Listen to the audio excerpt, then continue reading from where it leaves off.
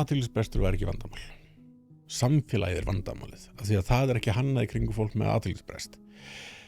Erfið þetta að samfélagið verður alltaf hannað í kringum einhvern veginn svona meiri hlutan, meðal einstaklingin.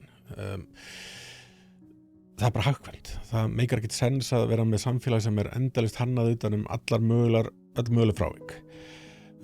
Þannig að það sem þetta gerir einhvern veginn að hjálpa frávikunum að díla við raunveruleikann sem þeir eru fædd inn í.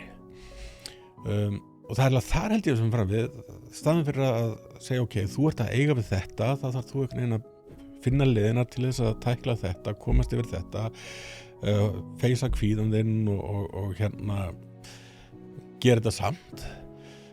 Þá sagði ég, þetta allt rosalega erfitt, þér líður illa, nú skulum við bara aðeins pakka þér inn í bómull. Og ég held að þessi hugsun við erum að taka allar litla áskorunar í burtu, við erum einhvern veginn að gera þetta of auðvelt þannig að þegar raunverulega áskorunar koma, þá bara kannski fólk ekki nægilega undirbúið. Þakka þér kærlega fyrir að hlusta á þennan stutta bút. Þú getur nálgast þennan þátt og allt efni hlaðvarpsins Ein pæling á pardus.is/ein pæling.